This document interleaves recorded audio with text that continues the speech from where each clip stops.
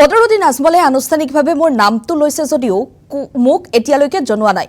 মোৰ নামটো লোৱাৰ বাবে আজমল ডাঙৰীয়াক ধন্যবাদ জনাইছো। বিজেপিক পৰাভূত কৰাৰ স্বাৰ্থত শক্তিশালী নিৰ্বাচন খেলিম। মন্তব্য ৰেজাউল কৰিম চৰকাৰৰ।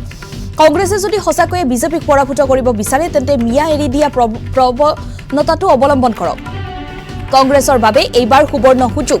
AIUDFক সহযোগিতা কৰক। কংগ্ৰেছে এইবাৰেই একেবাৰে শেষ হৈ গৈছে। তথাপিও দলটোৱে টিঙৰ পৰা নানামে। পৰাজয়ৰ ভূতে খেদি ফুৰিছে কংগ্ৰেছক। উপদেশতকৈ আৰ্হিয়েই ভাল। AIUDFে কাৰো প্ৰেছাৰত পৰি প্ৰাৰ্থিত্ব দিয়া নাই। কংগ্ৰেছে হয়তো কাৰোবাক জয়ী কৰাবৰ বাবে নগাঁৱত প্ৰাৰ্থিত্ব দিব। কংগ্ৰেছত যাকে ভোট দিব সিয়ে বিজেপিলৈ যাব। কংগ্ৰেছ বিজেপিৰ এ টিম বুলি মন্তব্য ৰেজাউল কৰিম চৰকাৰৰ।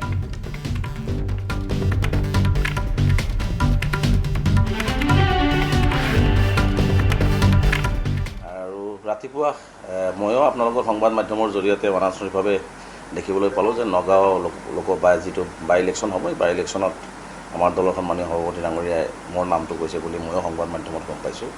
ইয়াতকৈ বেছি গম পোৱা নাই। মই সভাপতি ডাঙৰীয়াৰ লগত যোগাযোগ কৰাৰ চেষ্টা কৰিছোঁ। তেওঁ যিহেতু ইতিমধ্যে শিৱসাগৰ বানপীড়িত ৰাইজক সহযোগ কৰাৰ কাৰণে তাতেই লাগি আছে, গতিকে মই এতিয়া আপোনালোকক একো ক'ব নোৱাৰিম। গতিকে যিহেতু সভাপতি ডাঙৰীয়াই এতিয়ালৈকে মোক একো জনোৱা নাই বা ময়ো খবৰ ল'ব পৰা নাই বা অফিচিয়েলিও আমি কোনো খবৰ ল'ব পৰা নাই, গতিকে নিশ্চিতভাৱে সভাপতি ডাঙৰীয়াই যি সিদ্ধান্ত ল'ব আমি দলে সকলোৱে মানি লৈ একেলগে নগাঁও বাই ইলেকশ্যন আমি শক্তিশালী খেলিম বুলি ইতিমধ্যে আগতেই ঘোষণা কৰিছোঁ।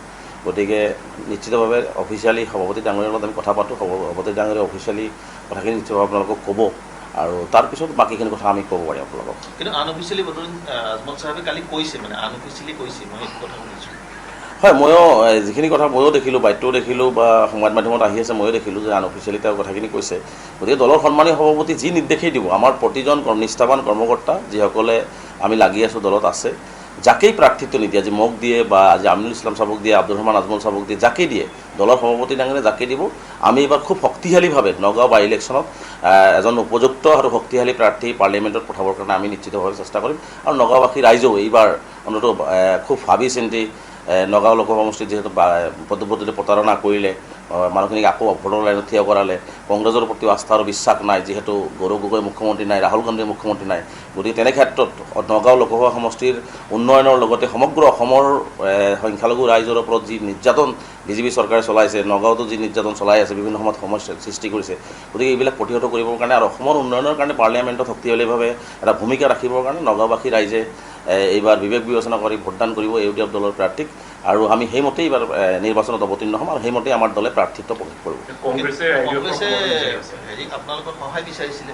চাওক, তেওঁলোকে প্ৰতি বছৰেই তেওঁলোকে তেনেকুৱা ধৰণৰ সহায় সহযোগ বিচাৰে। আমি তেওঁলোকক কিন্তু সহযোগ কৰি আছিলোঁ। এবাৰ মহাজোঁট কৰি আমি সহযোগ কৰিছোঁ। ৰাজ্যসভাতো আমি তেওঁলোকক ভোট দিলোঁ। তাৰপিছত যোৱা ৰাজ্যসভাত কিন্তু আমি তেওঁলোকৰ সহযোগ বিচাৰিছিলোঁ। আমি তেওঁলোকক পত্ৰও লিখিছিলোঁ। কিন্তু আমি যেতিয়া সহযোগ বিচাৰোঁ তেওঁলোকে উল্টাটো মাৰি দিয়ে, কাৰণ তেওঁলোকে বিজেপিক ৱাকঅভাৰ দি দিলে। কাৰণ আমি একদম লিখিত আকাৰে আমি যোৱাটো ৰাজ্যসভাৰ নিৰ্বাচনত তৃতীয়খন আসনৰ বাবে আমি কংগ্ৰেছক সহযোগিতা বিচাৰিছিলোঁ, কিন্তু তেওঁলোকে সহযোগিতা নকৰিলে, তেওঁলোকে বিজেপিক ৱাকঅভাৰ দিলে। গতিকে আমি এইবাৰ কংগ্ৰেছ দলক আহ্বান জনাম যে যিহেতু আপোনালোকৰ প্ৰতি ৰাইজৰ বিশ্বাস আৰু আস্থা কমি গৈছে, কাৰণ ভোট দিয়াৰ লগে লগে বিজেপিত যাব, আপোনালোকৰ প্ৰাৰ্থীৰ কোনো গেৰাণ্টি নাই। ভোট দিব, পিছদিনাখন বিজেপিত যাব, আকৌ ৰাইজে ভোটাৰ লাইনত থিয় হ'ব লাগিব। গতিকে এই প্ৰতাৰণাৰ পৰা মুক্তি পাবৰ কাৰণে আৰু কংগ্ৰেছেও মোটামুটি মই ভাবোঁ যে যিটো বিজেপিৰ গোন্ধ তেওঁলোকৰ গাত লাগি আছে, আজি মুখ্যমন্ত্ৰী অপেন 5জনকৈ বিধায়ক তেওঁলোকৰ লগত সংগতি আছে বুলি কোৱাৰ পিছতো কোনো ধৰণৰ প্ৰতিক্ৰিয়া তেওঁলোকৰ পাৰ্টীৰ সভাপতিৰ নাই। তাৰপিছত বিভিন্ন ক্ষেত্ৰত তেওঁলোকে বিজেপিক সহযোগিতা কৰিছে। প্ৰদ্যুৎ বৰদলৈ গুচি গ'ল, ভূপেন বৰা গুচি গ'ল। গতিকে মই ভাবোঁ যে তেওঁলোকৰ এটা সুবৰ্ণ সুযোগ পাইছে অসমৰ ৰাইজক বুজাই দিবৰ কাৰণে যে তেওঁলোকে বিজেপি বিৰোধী স্থিতিত আছে। তেনেহ'লে তেওঁলোকে AIUDF দলে যাকে প্ৰাৰ্থিত্ব দিয়ক তেওঁলোকে পূৰ্ণ সমৰ্থন। এবাৰতো অন্তত তেওঁলোকে খোলাকৈ ওলাই আহক, কেৱল মানুহৰ সহায় ল'ব, কেৱল প্ৰতিবাৰে মানুহৰ সহায় বিচাৰিব এনেকুৱা নহয়।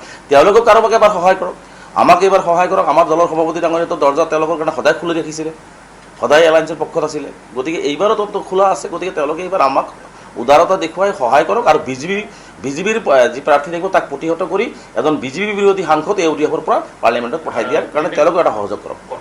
চাওক, আমি নিৰ্বাচন খেলিম, আমাৰ সভাপতিয়ে নিৰ্বাচন খেলিব বুলি ইতিমধ্যে ঘোষণা কৰিছে। আমি জিকিবৰ কাৰণে নিৰ্বাচন খেলিম। আমি এইবাৰ মৰণপণ যুঁজ দিম যে যিকোনো প্ৰকাৰে আমি নগাঁও লোকসভা সমষ্টি বিজেপিৰ হাতৰ পৰা আমি ৰক্ষা কৰিব লাগে।